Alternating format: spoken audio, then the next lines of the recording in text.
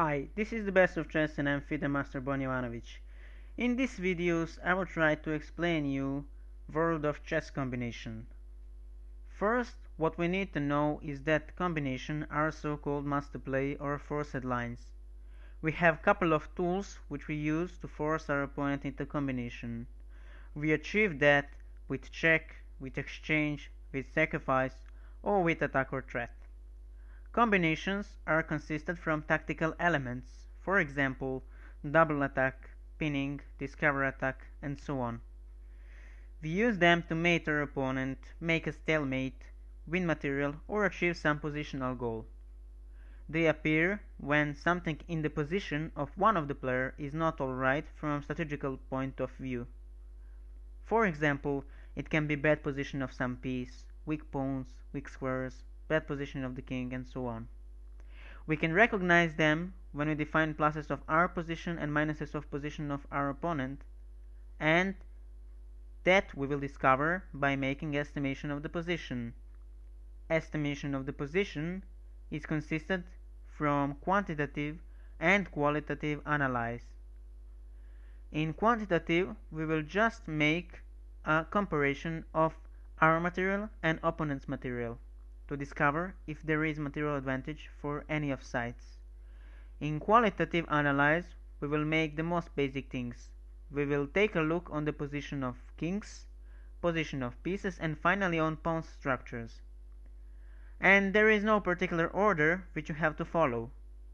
We will discover combinations by making the plan how to exploit pluses of our and minuses of opponent's position, and by calculating candidate moves.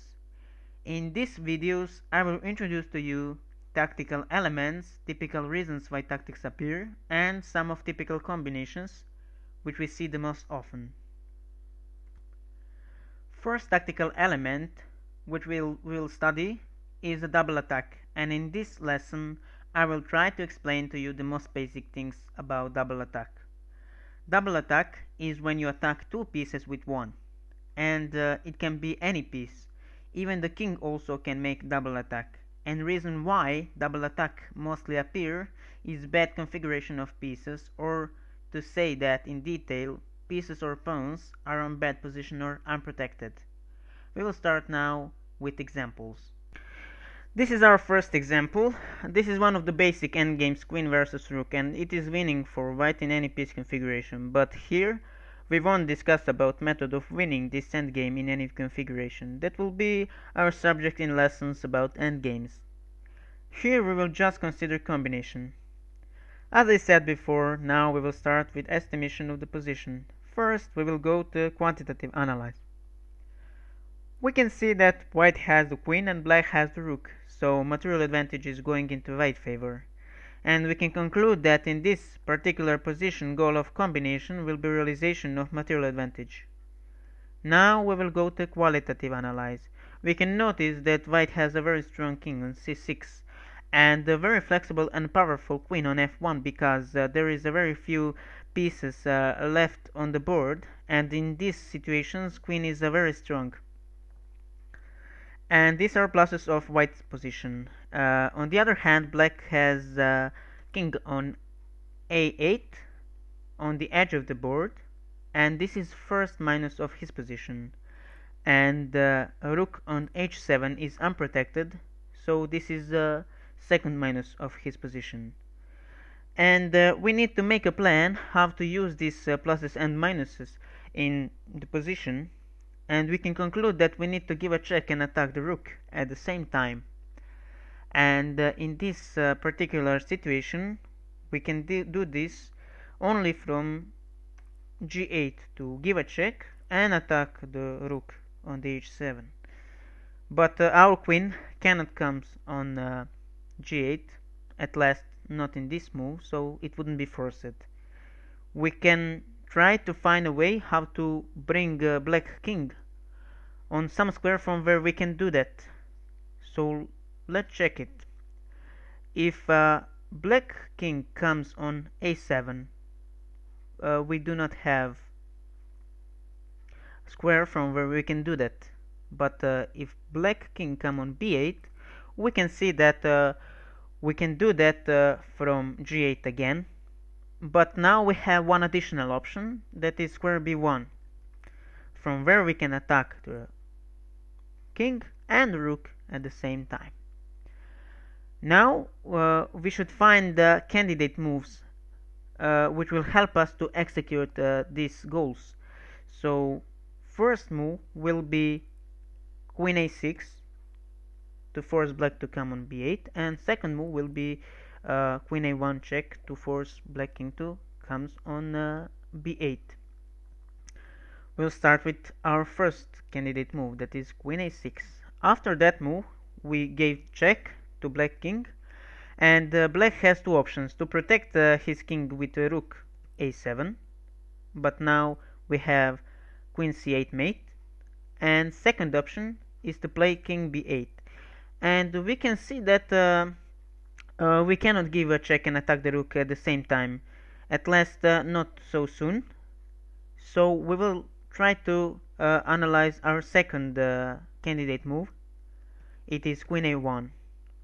Again a check, and again black has two options: to protect his king with rook a7, but again we have mate on h8, queen h8 mate, and he also can play king b8. Now king is on right square, and we can play queen b1 to give a check and attack the rook at the same time. And after some random move, let's say king a7, we will take this rook and give a mate in a few moves. So we used some process in this situation to find a combination. First step was estimation of the position, quantitative and qualitative, which helped us to define minuses and pluses of the position and to discover what is the goal of combination. Then we went to second step to make a plan how to use these pluses of our and minuses of opponent's position. And then we went to our final step to find and calculate candidate moves, which will help us to execute our plan. So I think it was pretty easy to find combination when we look at the position in this three-step way process. This is our second example. We will start with our usual process of thinking, and first step will be estimation of the position. Quantitative estimation of the position is first, and we can see that white has rook, bishop and pawn, and black has rook, bishop and pawn. So material is equal. Now we're going for qualitative analyze of position, and we can see that white has king on f2, which is slightly more active than king on g8, and bishop on a2 is attacking this pawn on e6. Rook on c3 is attacking this bishop on h3, and pawn on e5 is giving to white space advantage, and black cannot attack him with his bishop, so he's very strong. On the other hand, black's king is on g8, and he's on the edge of the board.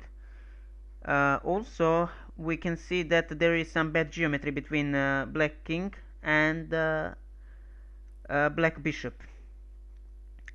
Black bishop is protecting this pawn on e6. Rook on the h6 is protecting pawn on e6, and bishop on h3. So all of black pieces are very passive, and we can see that this pawn on e6 is a critical point in the position, and our plan should be to use this bad configuration of pieces and to eliminate defense of this pawn on e6 and bring black's rook on a very bad square, and use this bad geometry between king and bishop on h3. So only candidate move which is coming to my mind is rook h3. We destroyed one defensive unit, and also we are forcing black to recapture his material and to take this rook on h3 and bring his rook on bed square. And now we will use this bed configuration which exists between king and rook now, and we will again use this critical square and take bishop e6, and we're giving a check and attack the rook at the same time, so double attack again. And after some random move, let's say king f8, bishop h3, and now it is easily winning endgame. Again, we could see in this example how our three-step process was leading us to discover this combination, and again, main tactical element was double attack. Also, we can see that we used sacrifice and then check for our forcing tools, and goal of this combination was winning of the material. This is our third example, and here I will show to you that knight can also make a double attack. As always, we will start with our three steps process, which we will use in also a much more difficult examples in hard level. First step is estimation of the position, and as always we will start with quantitative analyze of the position. We can see that white has queen, 2 rooks, 2 bishops, 2 knights and 7 pawns, and black has also the same number of pieces and pawns, so material is even.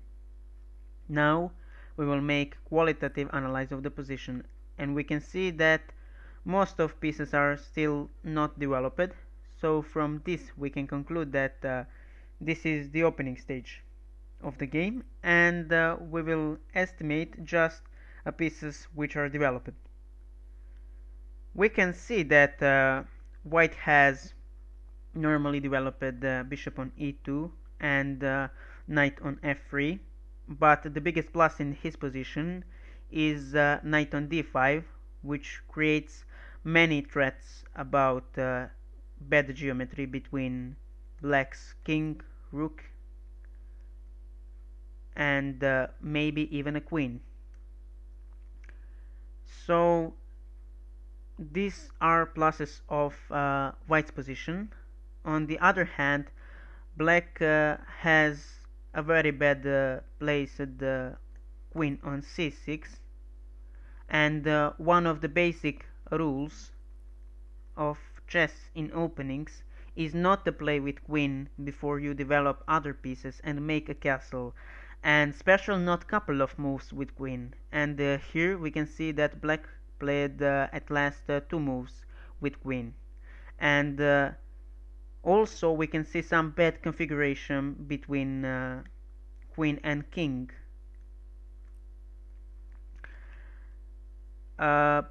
Bishop on f5 is good placed, and knight on h6 is not so well placed, but from combinational aspects he is okay. And now we should make a plan how to use these pluses of white's position and minuses of black's position. So we can conclude that we should use bad geometry between king and rook and maybe a queen. One of the candidate move is just to retreat our knight from d5 to e3. This is a very solid move. Knight attacks bishop on f5 and at the same time protect pawn on c2, and after knight d7 white would be much better from positional point of view, but this is not a move which forces our opponent into a combination, so we should take a look in second candidate move, and that is bishop b5. He is forcing black's queen on bed square on b5, and then we can play knight c7 and use this bad geometry between king, queen and rook on a8. And after forced move queen b5, this move was forced, or white would take black queen in next move with his bishop. We achieved our goal. We have black queen on the square where we want her, and we can play queen c7 and attack and king and queen. After some random move, for instance king d8,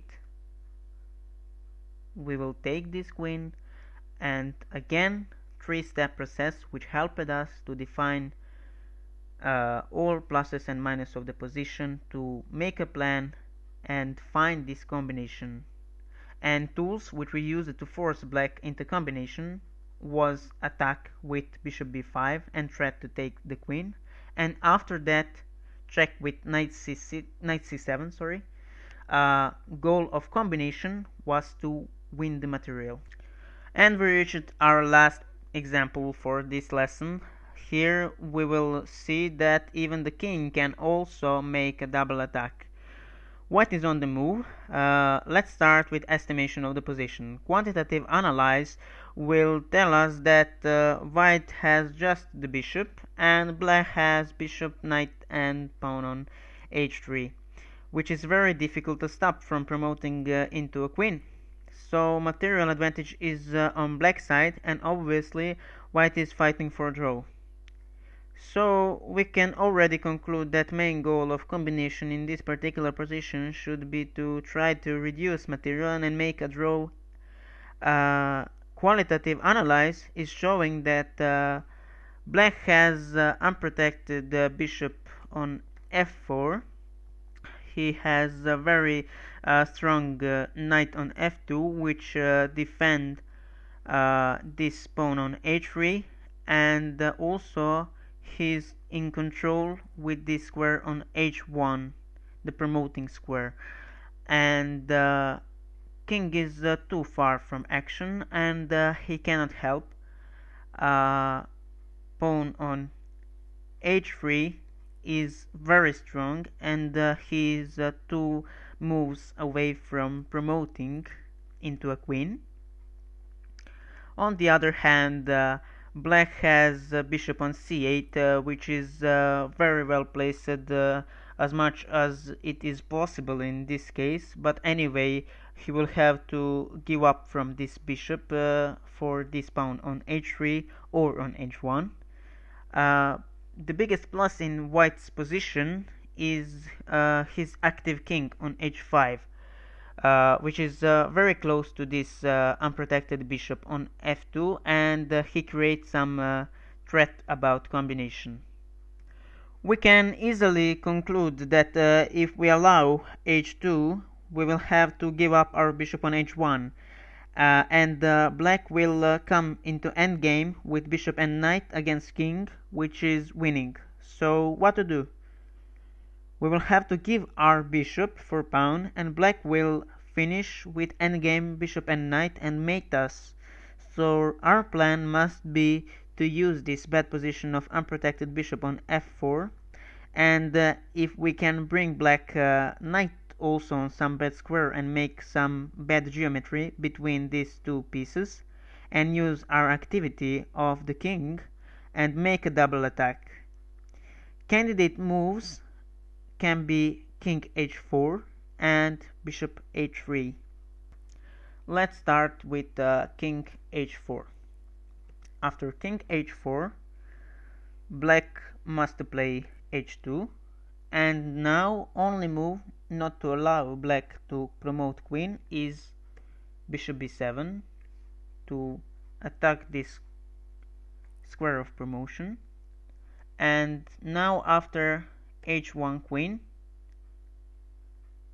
we have to play bishop h1, and after knight h1, black is finished with winning endgame, which I mentioned before. So let's see our second candidate move. That is bishop h3. forcing black to take, because if white keep his bishop, it is theoretically drawn position.